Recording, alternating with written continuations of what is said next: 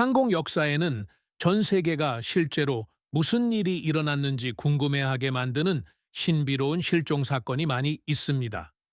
일부 항공기는 아무런 흔적도, 신호도, 설명도 남기지 않은 채 허공으로 사라집니다.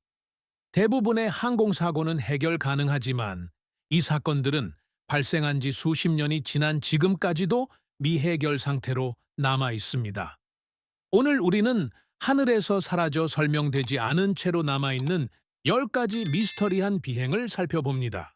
토프연 플라이트 7339의 실종.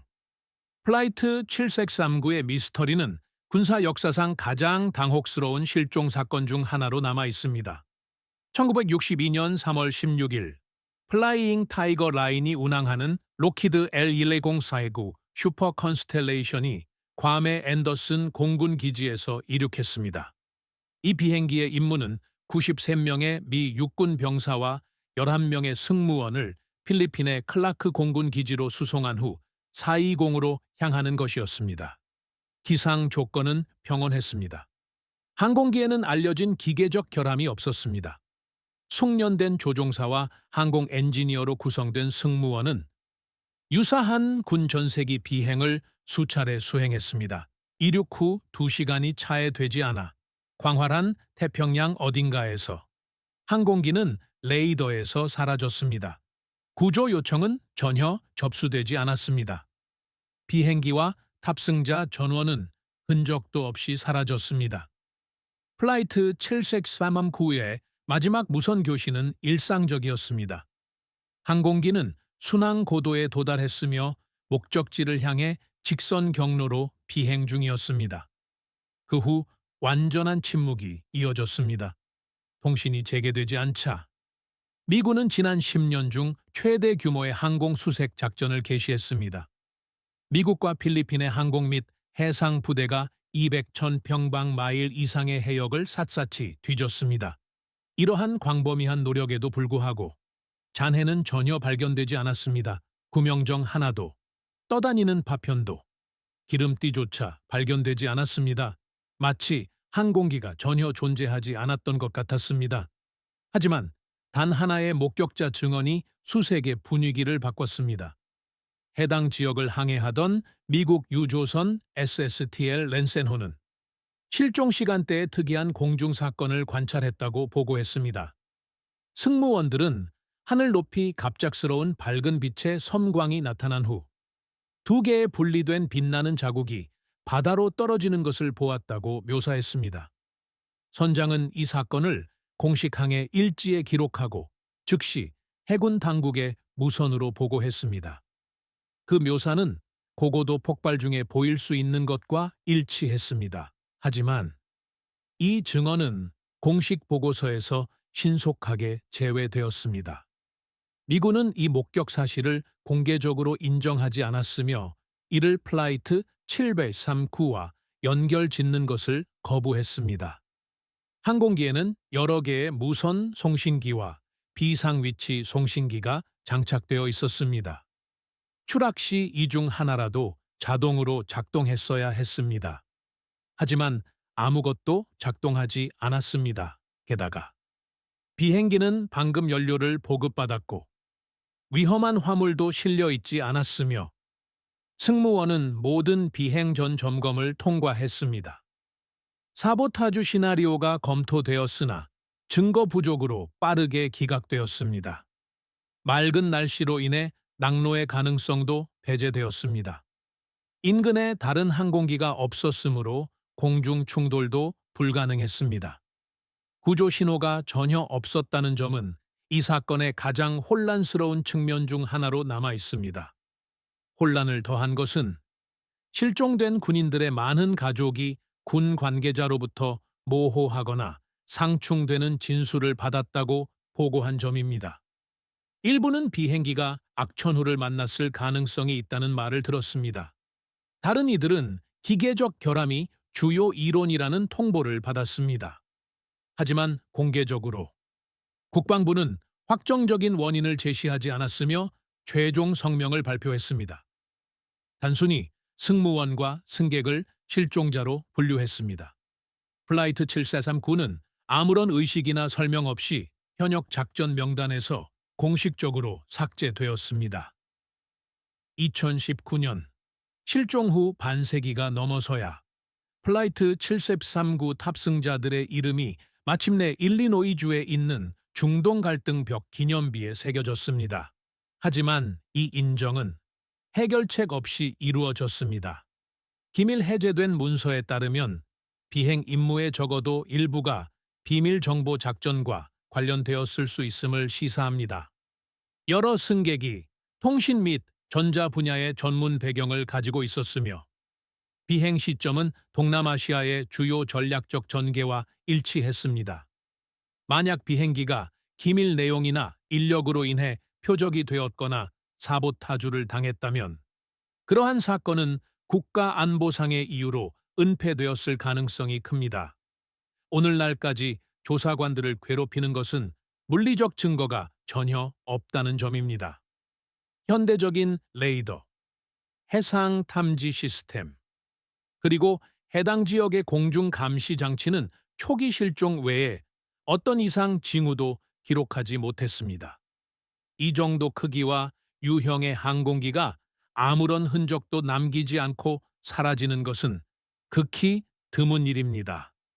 그 후 수십 년 동안 항공기의 어떤 부품도 해안으로 떠밀려 오지 않았으며 어선이 잔해를 끌어올렸다는 보고도 없었습니다. 바다는 침묵을 지키고 있습니다. 만약 군인들로 가득 찬 미국 군용기가 맑은 날씨에 일상적인 비행 중에 구조 신호도, 파편도, 신뢰할 수 있는 설명도 없이 사라질 수 있다면 질문은 더욱 불안해집니다. 탐지되지 않고 사라질 수 있는 또 다른 무엇이 존재할까요? 그리고 이와 같은 얼마나 많은 이야기가 공식적인 침묵의 파도 아래 조용히 묻혀 있을까요? 톱뷰 발렌티치 실종 사건. 프레데릭 발렌티치의 마지막 순간은 기존의 설명으로는 이해하기 힘든 소름 끼치는 무선 교신에 담겨 있습니다. 1978년 10월 21일 저녁 20세의 조종사 프레데릭 발렌티치는 멜버른의 무라빈 공항에서 이륙했습니다. 호주. 대여한 세스나 182기를 타고 킹 아일랜드로 향하고 있었습니다. 그것은 일상적인 비행이었습니다. 하늘은 맑았고 바람은 온화했으며 발렌티치는 나이에 비해 숙련된 조종사였습니다. 150시간 이상의 비행 기록을 보유하고 있었지만 그는 목적지에 도착하지 못했습니다. 대신 그는 흔적도 없이 사라졌습니다. 이 실종 사건을 특별하게 만드는 것은 비행기가 소실되기 직전 마지막 몇 분 동안 이루어진 소름 끼치는 무선 교신입니다. 그 교신은 이후 역사상 가장 충격적인 미해결 항공 사건 중 하나가 되었습니다. 오후 7시 6분, 발렌티치는 멜버른 항공교통관제소에 연락하여 자신의 약 1000피트 상공을 비행하는 정체불명의 항공기를 보고했습니다. 그는 그것이 길고 금속성이며 4개의 밝은 빛을 갖추고 있다고 묘사했습니다. 다음 6분 동안 그는 그 기체의 기이한 행동을 보고하며 점점 더 불안해했습니다. 그것은 공중에 떠 있거나 자신의 비행기 주위를 돌거나 자신의 바로 위를 지나갔습니다. 발렌티치는 그것이 비행기가 아니라고 주장했습니다. 그것은 항공기가 아닙니다. 라고 그는 분명히 말했습니다. 그의 마지막 송신은 오후 11시 12분에 이루어졌습니다. 그때 그는 말했습니다. 그 이상한 항공기가 다시 내 위에 떠 있습니다. 그것은 떠 있으며 항공기가 아닙니다. 그 후 이상한 금속성에 긁히는 소리가 들렸습니다. 그리고 침묵이 이어졌습니다. 송신이 끊겼고 발렌티치의 소식은 다시는 들리지 않았습니다. 호주 교통부는 즉각적인 조사를 시작했습니다.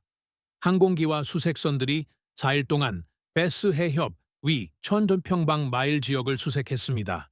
잔해도 기름띠도 어떤 종류의 물리적 증거도 발견되지 않았습니다. 수색 내내 기상 조건은 양호했습니다.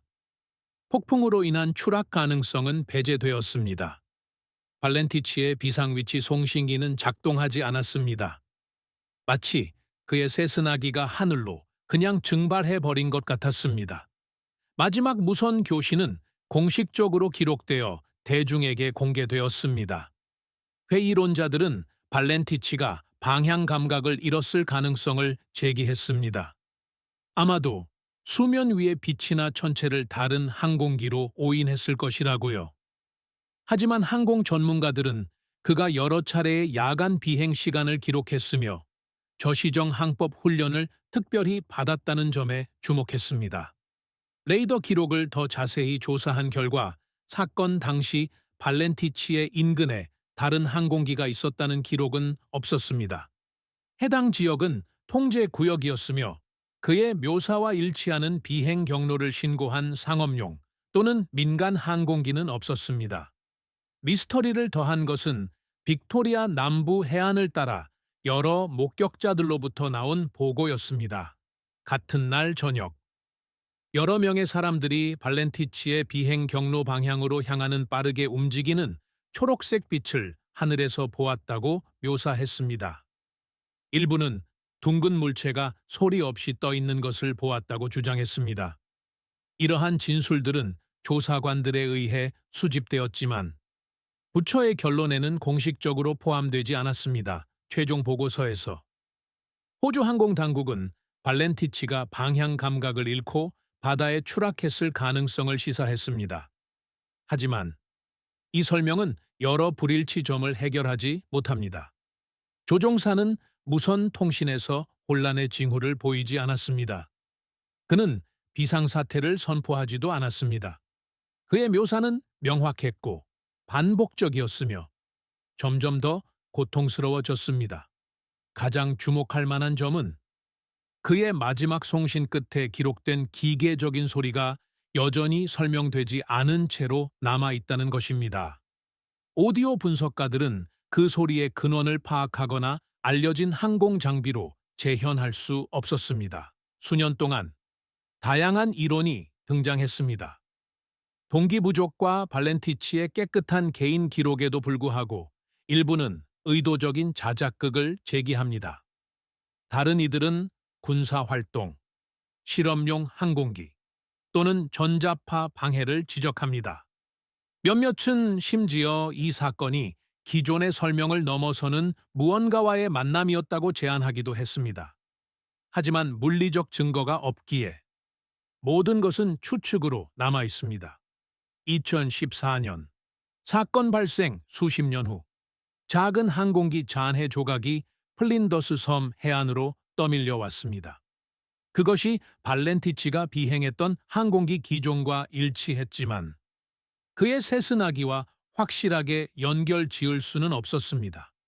미스터리는 지속됩니다. 그의 마지막 말의 생생한 명료함과 종결의 부재로 인해 더욱 증폭됩니다. 만약 훈련받은 조종사가 자신의 항공기를 따라오는 정체 모를 물체를 침착하게 묘사하고 명확한 위치 데이터를 송신한 뒤 흔적 하나 남기지 않고 사라질 수 있다면 이 사건은 항공에 대한 우리의 이해 이상의 것에 도전하는 것입니다.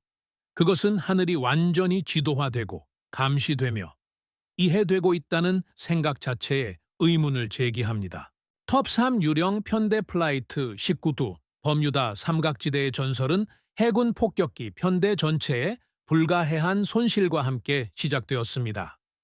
1945년 12월 5일 2차 세계대전이 끝난 지 불과 몇 달 후 5대의 미 해군 TBM 어벤저 어로의 폭격기가 플로리다의 포트 로더데일 해군 항공기지에서 이륙했습니다. 플라이트 19로 지정된 이 그룹은 대서양 상공에서 일상적인 3시간 교육 임무를 수행하고 있었습니다. 날씨는 적당히 맑았고 바다는 비교적 잔잔했으며 비행 대장 찰스 테일러 중위를 포함한 모든 조종사는 숙련된 상태였습니다. 하지만 2시간 이내에 5대의 항공기 모두 흔적도 없이 사라졌습니다.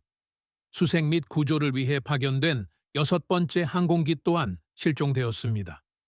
총 27명의 인원이 소실되었습니다. 잔해도, 생존자도, 구조 신호도 없었습니다. 이것은 전 세계가 곧 버뮤다 삼각지대 미스터리라고 부르게 될 사건의 기초적인 사례가 되었습니다. 훈련 연습은 항법 문제 1번으로 알려져 있었습니다. 플로리다에서 동쪽으로 바하마까지 비행하고 북쪽으로 꺾어 개활지 위를 비행한 뒤 다시 서쪽으로 돌아 기지로 귀환하는 표준 경로였습니다. 임무 시작 약 90분 후 무선 통신이 악화되기 시작했습니다. 처음에는 교신이 일상적이었으나 곧 테일러 중위의 목소리가 들려왔습니다. 점점 더 혼란스러워하며 그는 보고했습니다. 내 나침반이 둘 다 고장났고 포트 로더데일을 찾으려고 노력 중이다. 다른 조종사들도 같은 상황을 확인했습니다. 현대 전체가 방향 감각을 잃은 것처럼 보였습니다. 지형 지물을 인식하지 못하거나 신뢰할 수 있는 나침반 수치를 얻지 못했습니다. 테일러는 그들이 너무 멀리 동쪽으로 비행하여 현재 플로리다 키스 제도 상공에 있다고 주장했지만 비행 관제탑은 그들이 경로에서 멀리 벗어나 바하마 북동쪽에 있을 것으로 추적했습니다. 비행을 계속할수록 그들의 방향 감각은 더욱 왜곡되었습니다. 기록은 통신, 논리, 그리고 사기의 붕괴를 보여줍니다.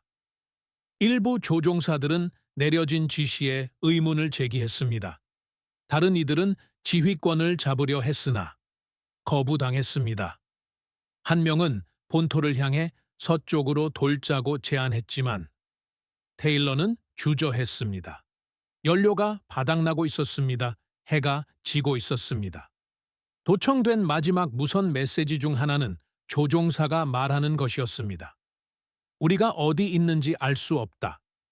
모든 것이 이상해 보인다. 심지어 바다조차 그래야 할 모습이 아니다. 그리고 침묵. 몇 시간 이내에 대규모 구조 작전이 시작되었습니다. 해군은 수천 평방 마일을 수색하기 위해 항공기, 선박, 그리고 잠수함을 파견했습니다. 하지만 이 재난을 더욱 기이하게 만든 것은 그 다음에 일어난 일이었습니다. 13명의 승무원을 태운 마틴 PBM 마리너 비행정이 플라이트 오 프라우를 수색하기 위해 파견되었습니다. 이륙 후 20분 이내에 이 비행기 역시 사라졌습니다. 인근의 유조선은 공중 폭발과 바다로 떨어지는 화염구를 보았다고 보고했습니다. 하지만 유해는 전혀 발견되지 않았습니다. 수색은 5일 동안 계속되었으며 250천 평방 마일 이상을 덮었습니다. 6대의 항공기 중 단 하나의 흔적도 회수되지 않았습니다. 공식 해군 조사는 해답보다 더 많은 질문을 남겼습니다. 최종 보고서는 실종 원인을 원인 불명으로 분류했습니다. 내부 메모에 따르면 장교들 사이에 의견 불일치가 있었으며 일부는 기계적 결함 설명을 밀어붙였고 다른 이들은 항법상의 혼란을 지적했습니다. 테일러 중위의 어머니는 그가 해당 경로를 여러 번 비행한 숙련된 조종사라고 주장했습니다. 그가 단순히 길을 잃었다는 제안은 그녀에게 불가능한 일이었습니다. 나중에 이론들은 해저의 메탄가스 분출부터 갑작스러운 폭풍과 자기 이상까지 다양했습니다. 일부는 나침반의 결함을 지적했습니다. 다른 이들은 항공기가 무선 범위를 벗어났고 개활지 상공에서 단순히 연료가 떨어졌을 것이라고 주장했습니다. 하지만 이러한 설명 중 어느 것도 파편이 전혀 없다는 점을 설명하지 못합니다. 특히 6대의 별개 항공기가 몇 시간 이내에 같은 지역에서 사라진 상황에서는 더욱 그렇습니다. 플라이트 19 사건은 버뮤다 삼각지대 전설의 결정적인 이야기가 되었습니다. 하지만 대중문화적 해석 아래에는 진정으로 깊고 우려스러운 미스터리가 숨어 있습니다.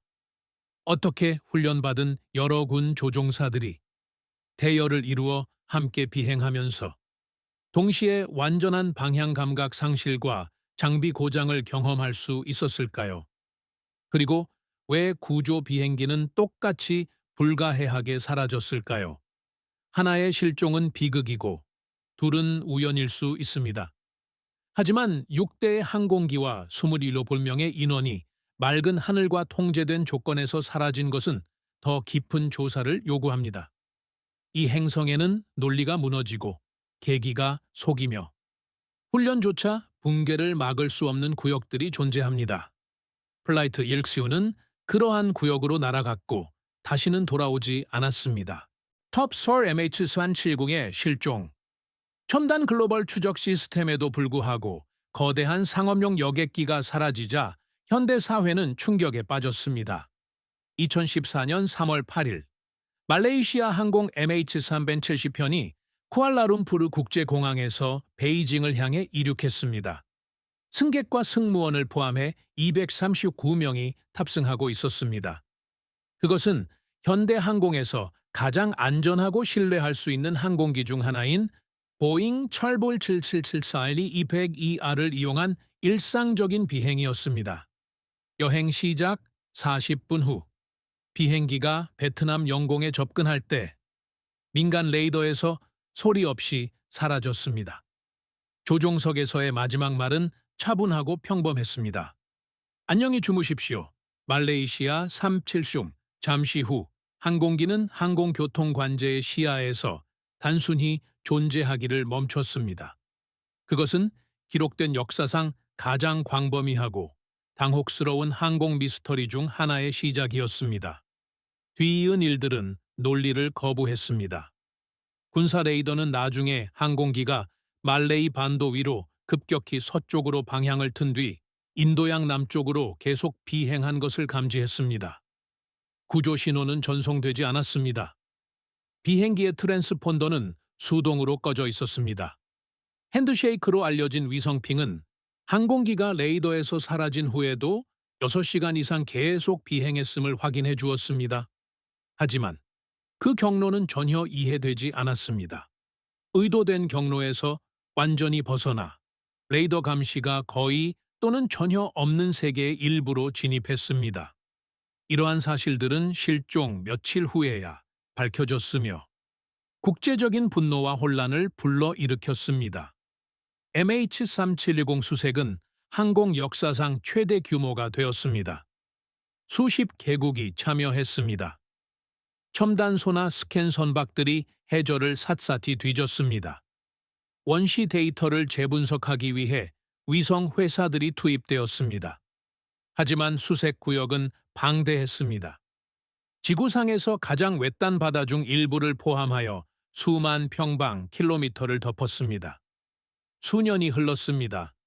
주요 동체의 흔적은 발견되지 않았습니다. 레위니옹 섬, 모잠비크, 그리고 마다가스카르와 같은 먼 해안으로 떠밀려 온 파편들만이 MH370의 것으로 확인되었습니다. 회수된 부품 중 어느 것도 실종 원인에 대한 단서를 제공하지 못했습니다. 조사관들은 여러 가능성을 검토했습니다.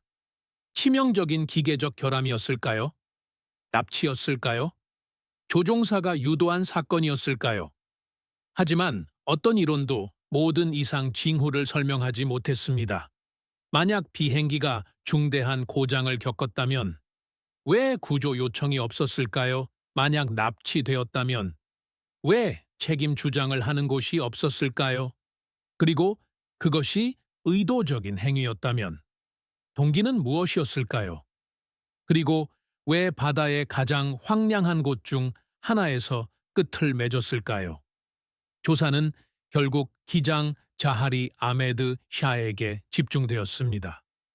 분석가들은 그의 집 컴퓨터에서 MH370의 최종 의심 비행 경로와 섬뜩하게 닮은 비행 시뮬레이션 경로를 발견했습니다. 일부는 그가 대량 살인 자살의 연습 비행을 수행했다고 믿었습니다. 다른 이들은 자하리가 불안정했던 이력이 없고 유서도 없으며 알려진 동기도 없다는 점을 들어 이를 반박했습니다. 시뮬레이터 데이터는 순전히 가상이었을 수 있다고 그들은 주장했습니다. 한편 그나 승무원 누구에게도 직접적으로 혐의를 입히는 증거는 나오지 않았습니다. 2018년에 발표된 최종 보고서는 결정적인 설명을 내놓지 못했습니다.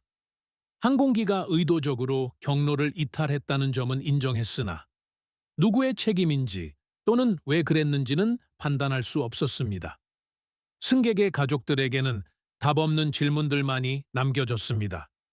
여러 정부는 조용히 조사를 종료했습니다. 블랙박스는 끝내 회수되지 않았습니다.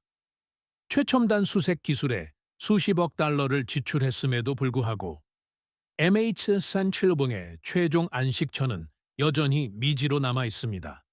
이 사건을 특히 불안하게 만드는 것은 21세기의 상업용 여객기가 어떻게 그렇게 완벽하게 사라질 수 있느냐 하는 점입니다. 모든 스마트폰이 추적되고 글로벌 위치 파악 시스템이 핀포인트 정확도로 작동하는 시대에 250톤의 항공기가 수시간 동안 모든 탐지 시스템을 피했습니다. 전쟁 지역도 아니고 비밀리도 아니며 주요 여행 통로를 따라가는 상업 비행 중에 말입니다. 만약 위성, 레이더, 그리고 국제 항공 감독의 세계에서 MH370이 사라질 수 있다면 또 무엇이 사라질 수 있을까요? 이 사건은 현재 추적 시스템의 한계뿐만 아니라 위기시 국제 협력의 취약성도 드러냈습니다. 그것은 데이터 투명성, 정부의 책임, 그리고 현대 항공에서 통제할 수 있다는 환상에 대해 불편한 질문을 던졌습니다. MH370의 미스터리는 지속됩니다. 그리고 답 없는 모든 질문은 더 깊은 문제를 가리킵니다. 기술의 시대에도 여전히 침묵이 지배하고 하늘 자체가 진실을 숨기고 있는 장소들이 이 세상에 존재한다는 사실입니다. 톱6 미시간 호수 중단 사건. 오데오 상공을 비행하던 국내선 항공기가 현재까지도 해결되지 않은 완전한 실종으로 끝났습니다. 1950년 6월 23일 밤 노스웨스트 오리엔트 항공 251편이 뉴욕의 라과디아 공항을 출발하여 미니애폴리스를 경유해 워싱턴주 시애틀로 향하고 있었습니다. 기종은 더글러스 DC-4였으며 55명의 승객과 3명의 승무원이 탑승하고 있었습니다. 비행기가 미시간 호수를 가로질러 벤턴 하버 인근 해안선에 접근할 때 조종사는 전방의 난기류로 인해 3,500피트에서 2,500피트로 하강할 것을 요청했습니다. 몇 분 후 모든 연락이 끊겼습니다. 메이데이는 발신되지 않았습니다. 비상 신호기도 작동하지 않았습니다. 플라이트 2,291은 사라졌습니다. 항공기는 자정 직전에 실종되었습니다. 몇 시간 이내에 대규모 수색 작전이 진행되었습니다. 미국 해안경비대, 해군, 민간 항공국, 그리고 지역 당국이 항공기와 선박을 배치하여 호수 표면을 훑었습니다. 당시의 레이더 데이터는 상업용 추적 기술이 아직 초기 단계였기에 미미했습니다. 이러한 한계에도 불구하고 수색대원들은 낙관적이었습니다. 호수는 컸지만 마을과 항구들로 둘러싸여 있었습니다. 만약 추락이 발생했다면 분명 파편이 보일 것이었습니다. 첫 번째 단서는 이틀 후 해안경비대 절단선이 해안에서 약 15마일 떨어진 곳에서 비행기 조각들과 유해 일부가 떠다니는 것을 발견하면서 나타났습니다. 하지만 그게 전부였습니다. 동체도, 날개도, 엔진도 없었습니다. 잠수부들과 소나팀들은 의심되는 추락 지점에 집중하여 호수 바닥을 긁어내고 깊은 곳에 자기 탐지기를 투입했습니다. 하지만 주요 잔해는 끝내 발견되지 않았습니다. 70년이 넘은 오늘날까지도 플라이트 2001의 본체는 미시간 호수에 차갑고 어두운 물속 어딘가에 실종된 상태로 남아 있습니다. 실종을 더욱 기이하게 만든 것은 통신과 신호의 동시 실패였습니다. 해당 지역의 여러 조종사들은 플라이트 2051이 실종된 직후 무선에서 갑작스럽고 강렬한 정전기가 발생했다고 보고했습니다. 지상기지들은 전기적 간섭을 기록했으며 이는 통신과 레이더 감시 모두를 방해했습니다. 일부 조사관들은 나중에 희귀한 형태의 대기 불안정성을 추측했고, 다른 이들은 전자파 방해가 항공기를 무력화하는 데 직접적인 역할을 했는지 궁금해했습니다. 그날 밤의 조건은 어려웠으나 예외적인 것은 아니었습니다. 호수 위에 노우 전선이 형성되어 있었고 난기류가 예상되었습니다. 하지만 플라이트 225은 튼튼한 네발 엔진 항공기였으며 승무원들은 고도로 훈련된 상태였습니다. 조종사의 마지막 송신에는 조난에 대한 언급이 없었습니다. 그는 단순히 낮은 고도를 요청했습니다. 긴박감도, 공포도, 기계적 결함의 징후도 없었습니다. 그렇게 짧은 시간 안에 모든 신호가 갑자기 끊긴 점은 이 사건의 가장 당혹스러운 측면 중 하나로 남아 있습니다. 수년 동안 미스터리는 깊어졌습니다. 수색 노력은 수십 년 동안 계속되었으며 나중에는 독립연구자들과 다이빙 팀들이 주도했습니다.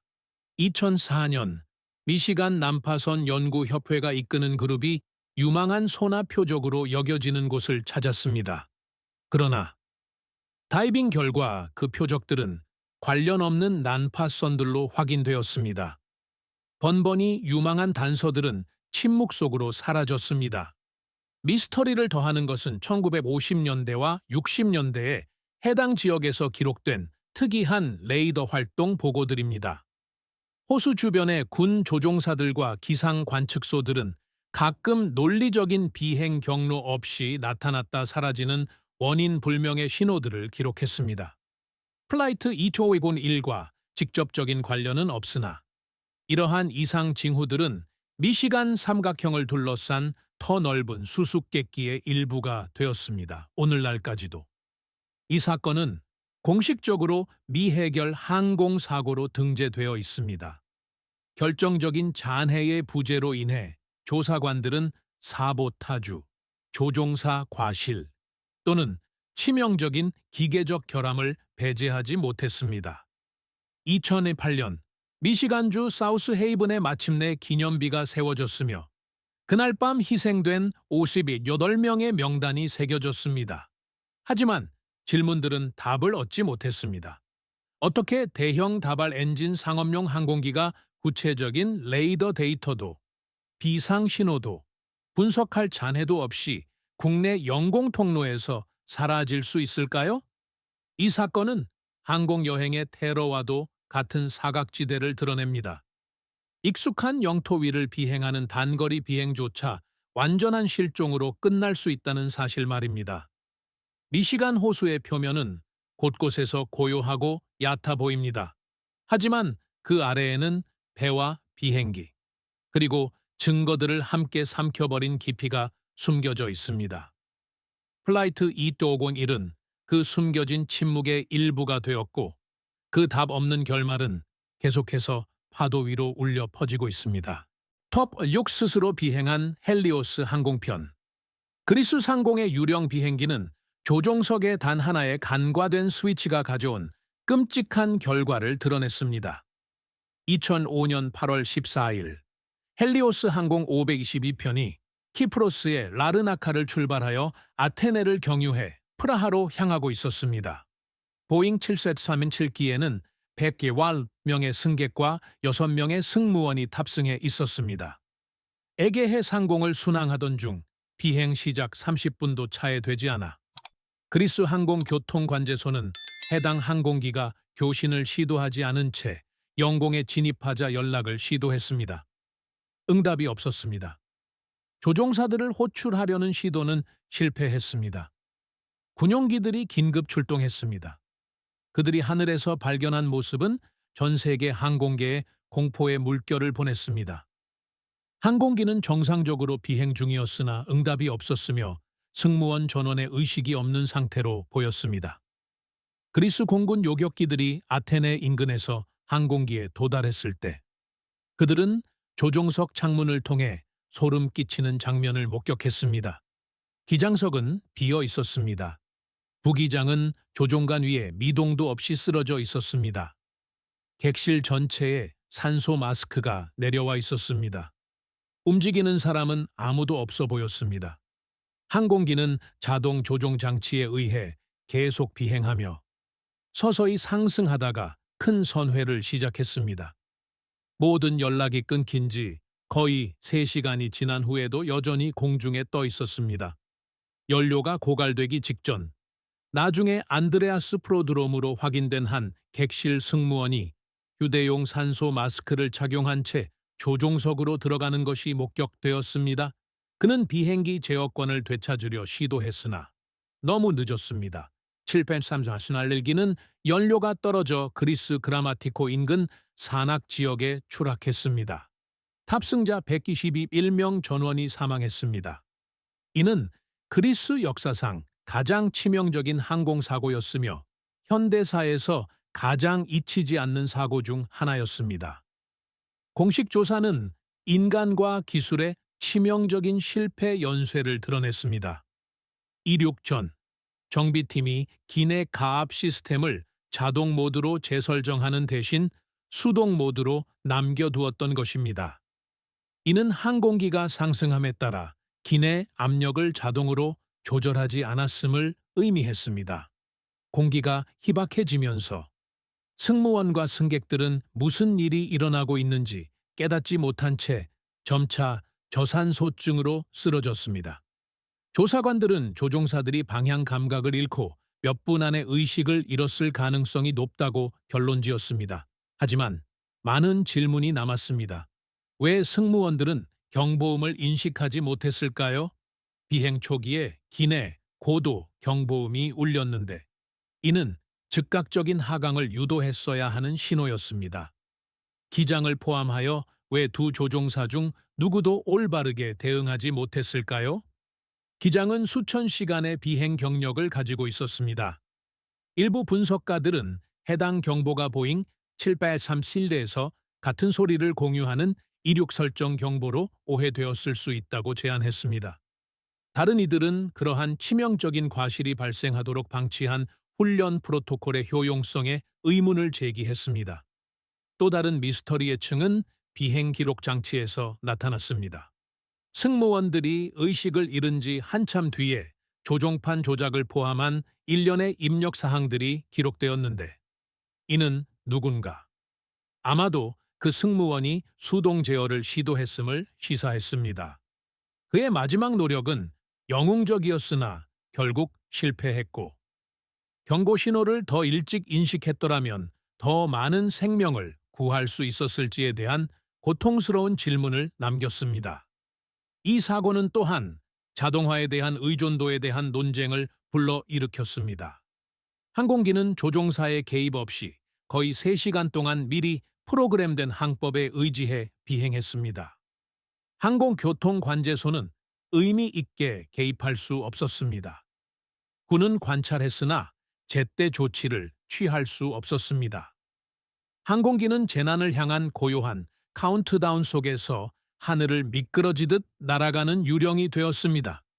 시스템 고장은 없었습니다. 사보타주 행위도 발견되지 않았습니다. 하지만 151명이 사망했습니다. 실수와 침묵, 그리고 놓쳐버린 신호들의 사슬은 일상적인 비행에서조차 간과된 스위치 하나, 오해된 신호 하나가 비극으로 이어질 수 있다는 섬뜩한 교훈을 남겼습니다. 자네는 해답을 주었으나 평온을 주지는 못했습니다. 가족들은 순식간이 아니라 몇 시간 동안의 고요한 질식 속에서 발생한 추락 사고와 씨름해야 했습니다. 항공기가 맑고 푸른 하늘을 건드림 없이 솟구치는 동안 승객들은 서서히 의식에서 멀어져 갔습니다. 플라이트 522는 현대 항공에서 가장 초현실적인 항공 재난 중 하나로 남아 있습니다. 세상이 무력하게 지켜보는 동안 망각을 향해 스스로 날아간 비행기 말입니다.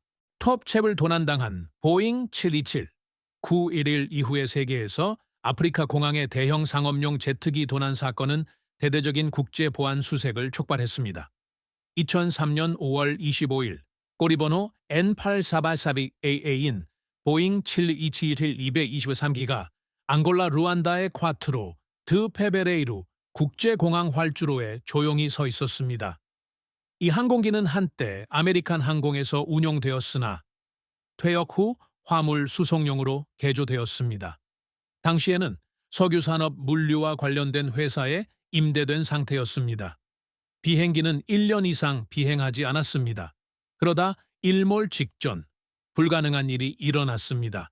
비행 허가도 없이, 통신도 없이, 그리고 트랜스폰더도 꺼진 채로. 보잉 7B-27은 활주로로 유도 주행을 한 뒤 가속하여 이륙했습니다. 두 남자가 탑승한 것으로 의심되었습니다. 두 사람 모두 7B-21기를 조종할 자격이 없었습니다. 그 항공기는 이후 다시는 목격되지 않았습니다. 공항 직원들과 구경꾼들은 아연실색했습니다. 활주로는 가동 중이었으나 누가 이륙을 승인했는지 아무도 알 수 없었습니다. 목격자들은 항공기가 지상에서 마치 조종사가 조종 장치에 익숙하지 않은 듯 불규칙하게 움직였다고 묘사했습니다. 관제탑은 조종석에 연락을 시도했으나 응답을 받지 못했습니다. 제출된 비행 계획서도 없었습니다. 트랜스폰더 코드도 전송되지 않았습니다. 이륙한 거대한 항공기는 대서양을 향해 서쪽으로 방향을 틀었고 레이더 화면에서 사라졌습니다. 마치 하늘 속으로 녹아버린 것 같았습니다. 미국 당국은 즉각 국제조사를 시작했습니다. 주요 용의자는 미국인 항공정비사이자 조종사인 벤 찰스 파딜라와 콩고인 조수 존 무탄투였습니다. 파딜라는 광범위한 항공정비 경험이 있었고 개인 조종사 면허를 보유하고 있었으나 상업용 727기를 조종할 자격은 없었습니다. 무탄투는 알려진 비행 자격 증명이 없었습니다. 보안 카메라는 실종 전 두 사람이 항공기 근처에 있는 모습을 포착했으나 실제 탑승이나 이륙 장면을 담은 영상은 없었습니다. 조사관들은 그들이 자발적으로 비행기를 탈취했는지 아니면 강요에 의한 것이었는지 판단할 수 없었습니다. 사건을 더 당혹스럽게 만든 것은 항공기 자체였습니다. 보잉 727은 일반적으로 3명의 승무원을 필요로 하는 크고 복잡한 제트기입니다. 이를 혼자서 혹은 훈련받지 않은 2명이 조종하는 것은 극도로 어려운 일입니다. 조종석에는 이 화물기처럼 구식 항공전자 장비와 아날로그 제어 장치가 갖춰져 있습니다. 비행기를 어떻게 시동 걸고 유도 주행하여 비행했는지는 핵심적인 의문으로 남아 있습니다. 또한 항공기는 상당한 연료 용량을 갖추고 있어 2,400해리 이상의 항속 거리를 가졌습니다. 수많은 국가나 해안 지역 혹은 탁 트인 바다로 사라질 수 있었습니다. 당국은 항공기가 테러 공격에 사용하기 위해 도난당했을 것이라는 최악의 시나리오를 우려했습니다. 9.11 이후 2년이 차에 되지 않은 시점이었기에 아프리카, 유럽, 그리고 중동 영공 전역에 즉각적인 경보가 내려졌습니다. 나토와 FBI는 우선순위 통지문을 발송했습니다. 위성 감시가 분석되었습니다. 가능한 궤적을 따라 항구와 비행장들이 수색되었으나 흔적은 나타나지 않았습니다. 추락 지점도 발견되지 않았습니다. 그 프로필과 일치하는 무단 항공기가 요격된 적도 없었습니다. 몇 주가 지나고 몇 달이 흘렀습니다. 추적은 끊겼습니다.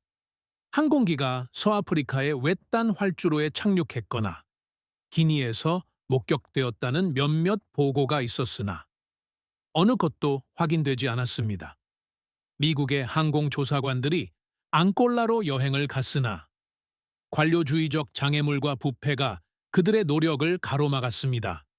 루머를 입증할 만한 신뢰할 수 있는 목격자 진술도, 믿을 만한 레이더 반사도, 위성 데이터도 나오지 않았습니다. 2005년 FBI는 공식적으로 활성 조사를 종료했습니다. 사건은 국가안보 위협에서 해결되지 않은 이례적 사건으로 전환되었습니다. 현대 사회에서 어떻게 대형 상업용 제트기가 사라질 수 있을까요? 소형 개인용 비행기와 달리 보잉 727은 높이가 거의 40피트에 달하고 날개 폭은 100피트가 넘습니다. 눈에 띄지 않고 경납고에 숨길 수 없습니다. 하지만 20년이 넘은 지금까지 항공기의 어떤 부품도 표면으로 드러나지 않았습니다. 랜딩 기어도, 수직 미익도, 아무것도요. 만약 이것이 절도였다면 항공 역사상 가장 대담한 사건 중 하나였습니다. 만약 사고였다면 잔해를 남기지 않았습니다. 만약 의도적인 실종이었다면 계획은 완벽하게 작동했습니다. 하지만 아마도 가장 불안한 가능성은 누군가 자신이 무엇을 하는지 정확히 알고 있었으며 결코 발견될 의도가 없었다는 점일 것입니다. 터8 침묵 속으로 날아간 AN-72. 고위 관료들을 태운 군용기가 지상에서 사라졌으며 정치적 의혹과 편집된 문서들만을 남겼습니다.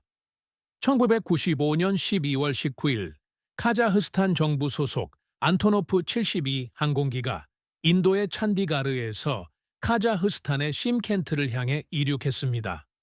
탑승자 13명 중에는 카자흐스탄의 고위 군사령관인 예르타예프 장군과 여러 보좌관 및 승무원들이 포함되어 있었습니다.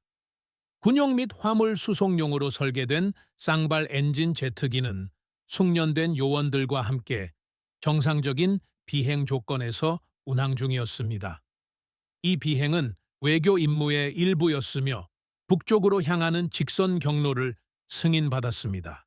하지만 이륙 후 2시간이 차에 되지 않아 험준하고 정치적으로 민감한 힌두쿠시 지역을 통과할 때 항공기는 레이더에서 사라졌습니다.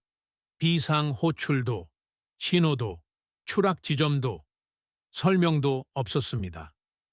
초기 보고서는 항공기가 기술적 문제를 겪었을 가능성을 시사했으며 아마도 고고도에서의 엔진 성능과 관련되었을 것으로 보았으나 안토노프 72는 북극과 산악 지형에서 자주 사용되도록 특별히 설계된 기종이었습니다.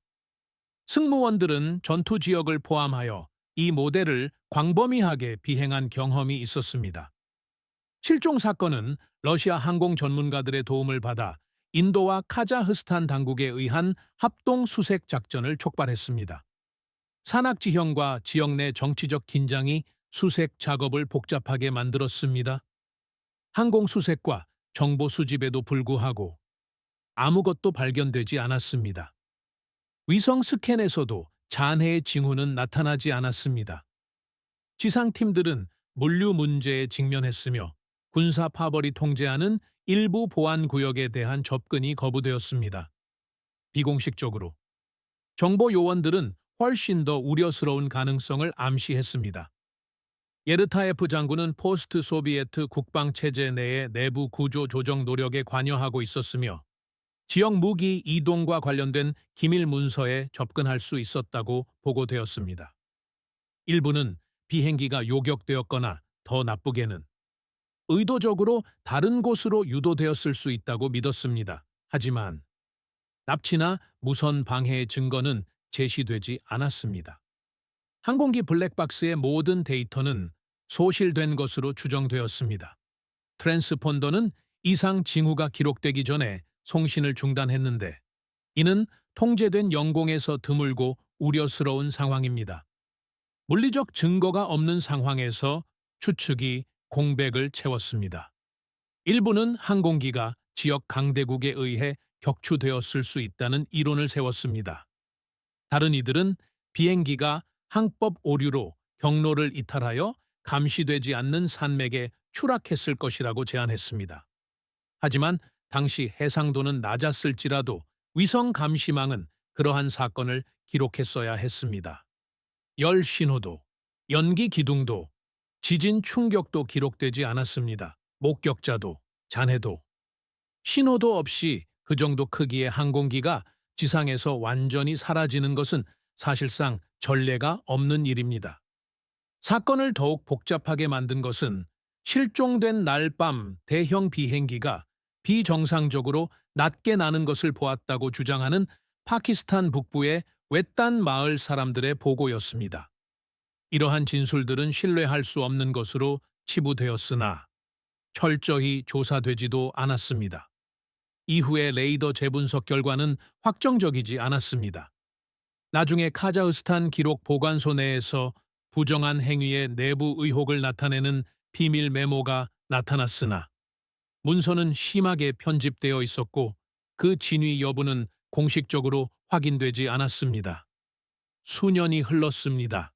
사건은 대중의 담론에서 사라졌습니다. 예르타예프 장군은 군 기록에서 조용히 삭제되었습니다. 추락 사고는 미해결 항공 사건으로 분류되었습니다. 기념비는 세워지지 않았습니다. 공식적인 원인도 선포되지 않았습니다. 오늘날 AN-72 사건은 항공 역사의 유령으로 남아 있습니다.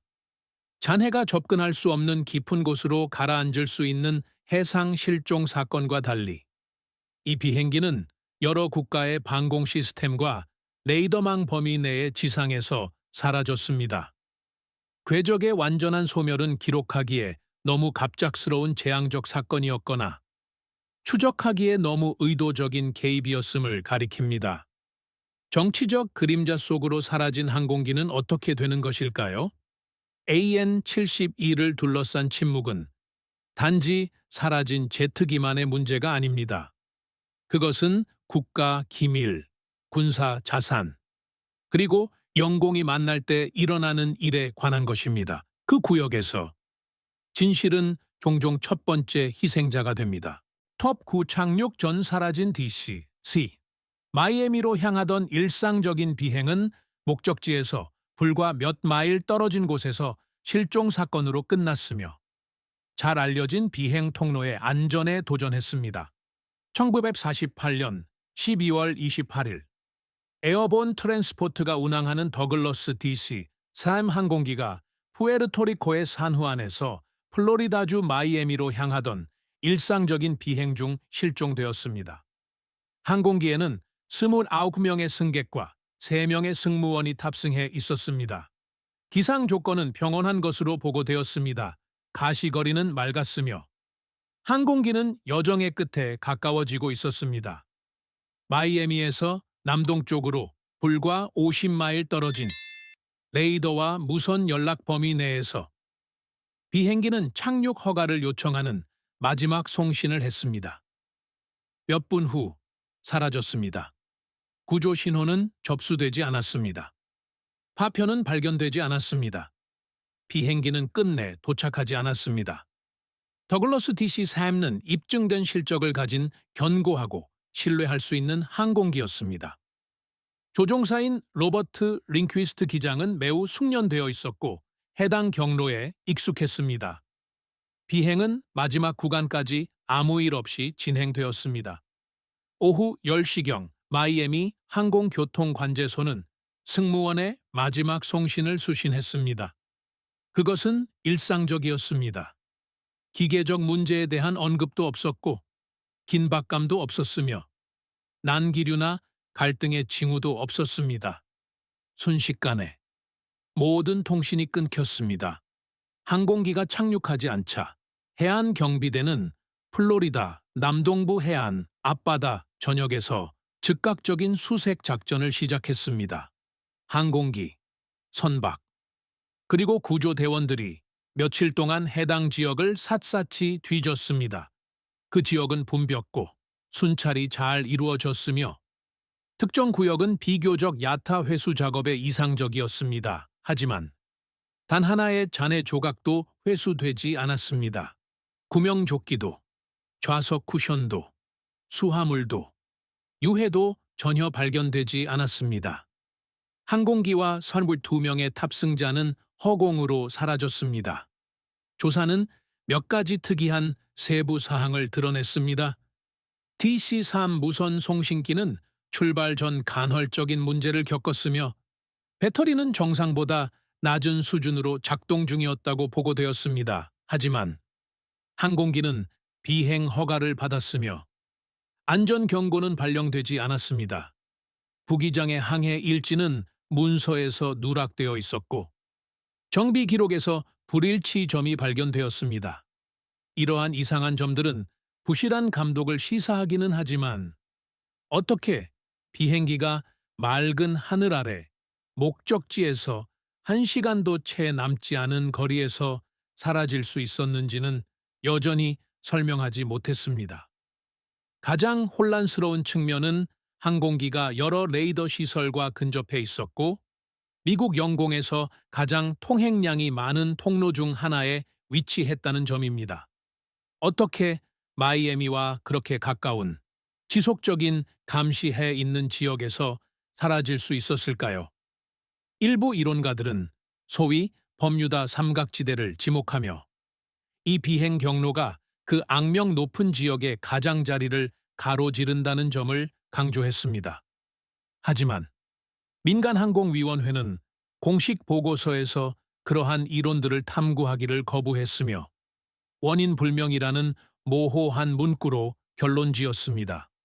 수년 동안 갑작스러운 압력 상실부터 전기적 고장으로 인한 공중 분해까지 다양한 가설이 등장했습니다.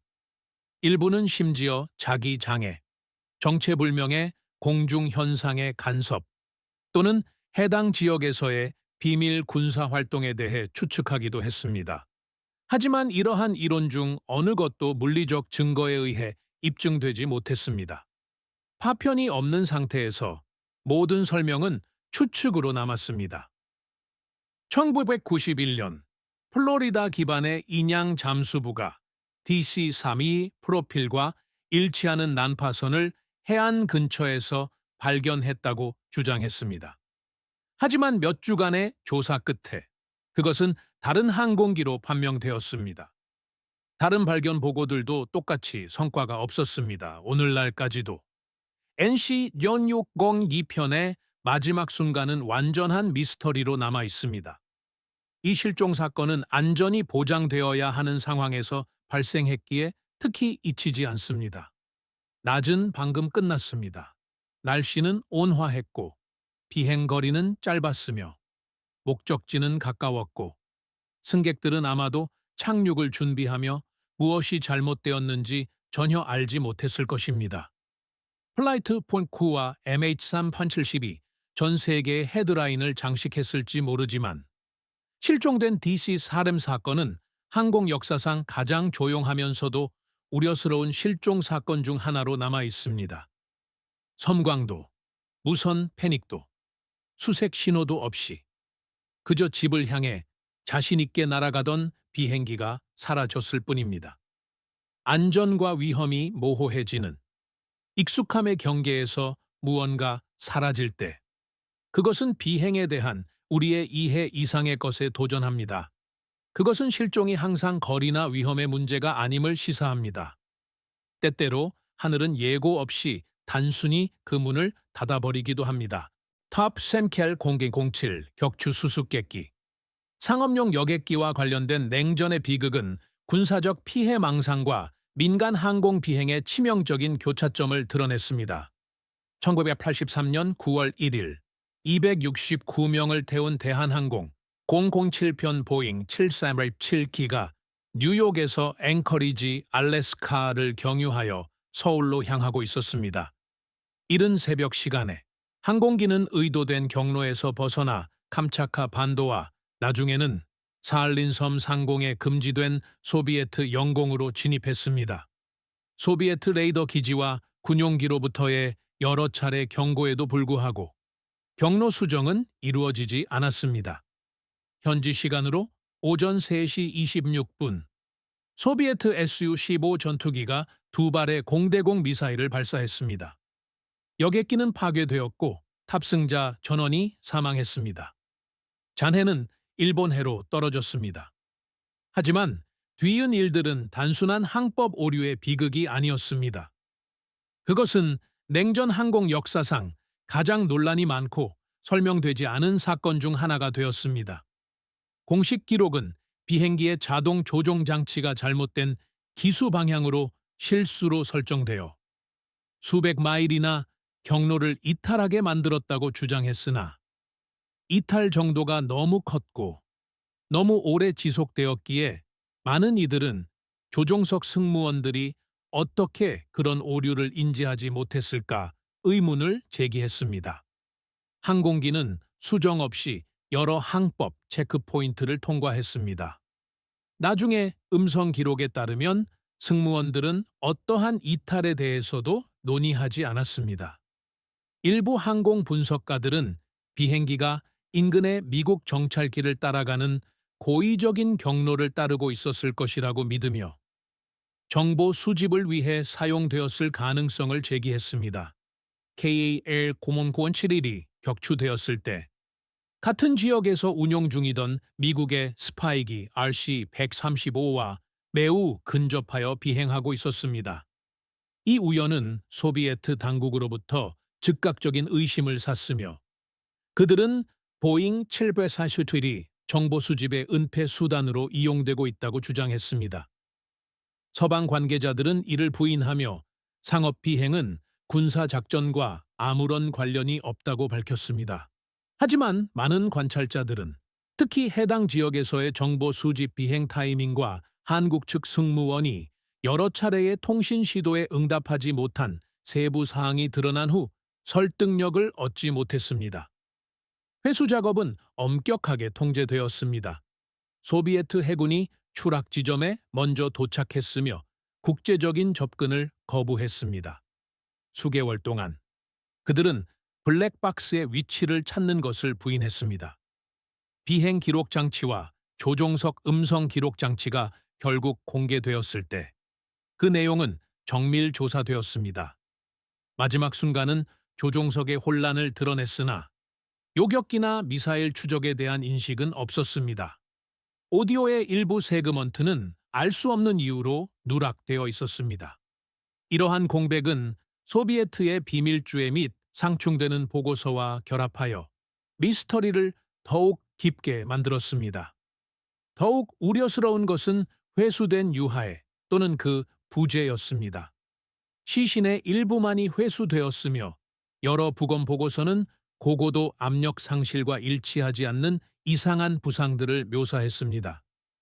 특정 파편에서는 폭발 잔류물이 발견되지 않았으며 동체의 몇몇 핵심 부품은 끝내 발견되지 않았습니다. 소비에트 연방은 항공기가 피격 후 공중에서 분해되었다고 주장했습니다. 하지만 전체 잔해에 접근할 수 없었기에 독립적인 확인은 불가능했습니다. 이 사건은 거의 대규모 국제 분쟁으로 확대될 뻔했습니다.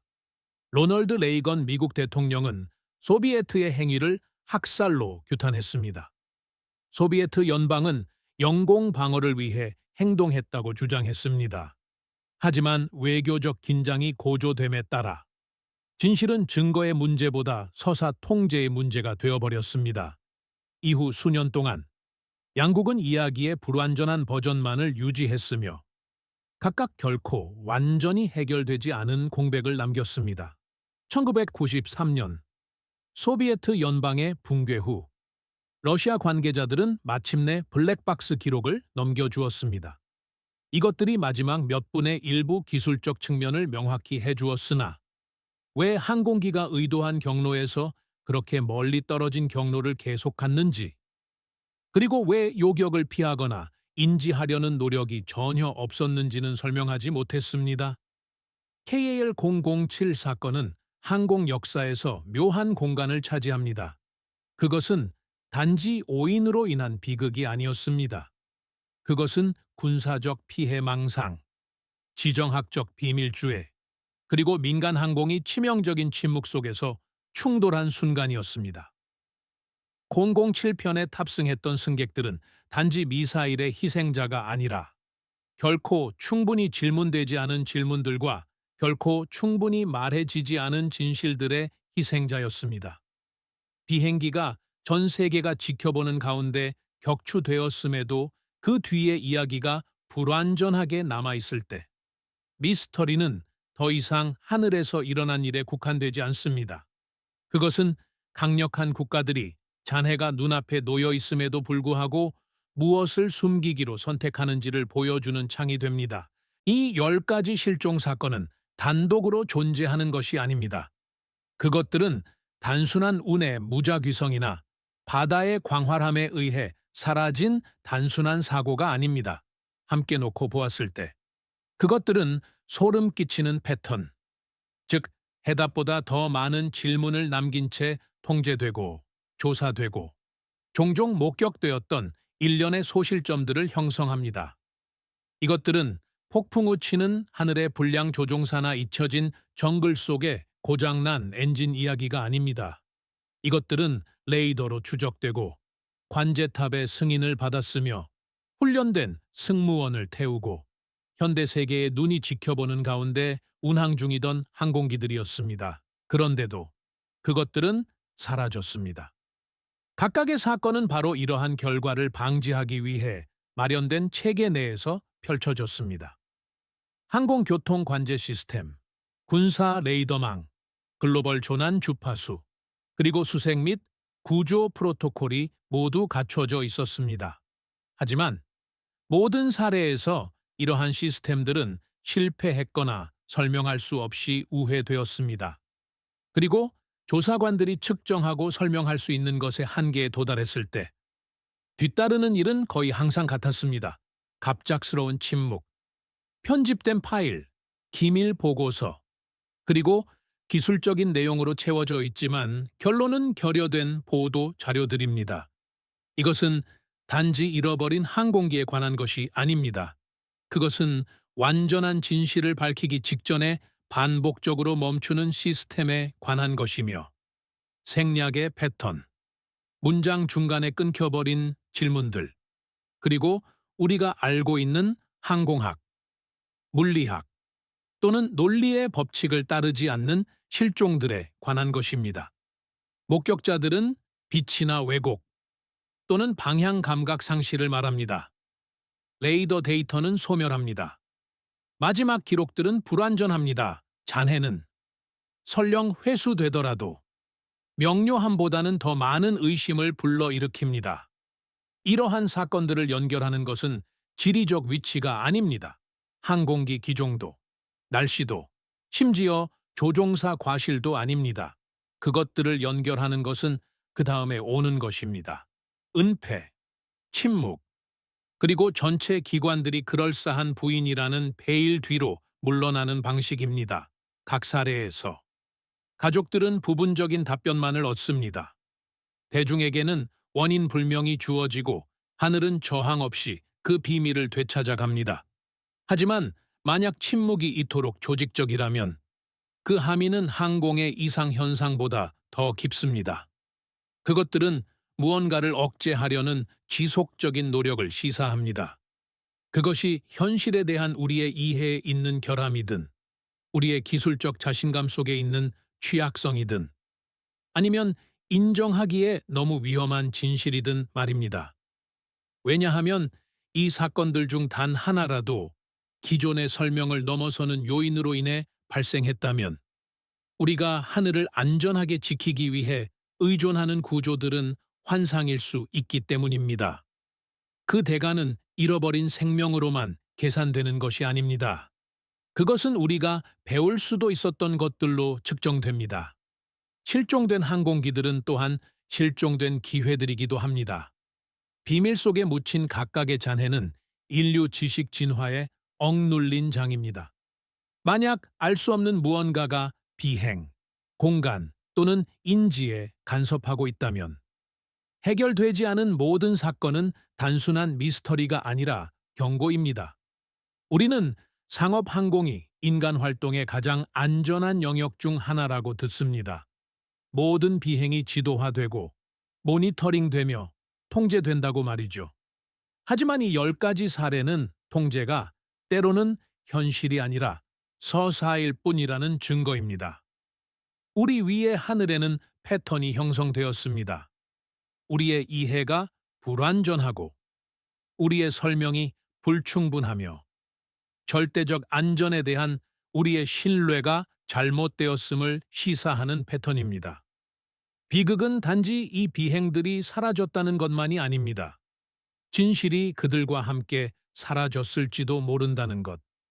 그리고 그 침묵이 얼마나 높은 곳까지 닿아 있는지 누구도 기꺼이 인정하려 하지 않는다는 점입니다. 사라진 날개와 침묵하는 하늘에 대한 이 이야기들이 수평선을 바라보는 여러분의 시각을 바꾸어 놓았다면 채널을 구독하고 좋아요를 눌러주세요. 우리는 그들이 묻으려 했던 역사를 밝혀내고 있습니다. 미래를 위한 씨앗을 심으십시오. 미지의 다음 보물이 곧 공개될 것입니다.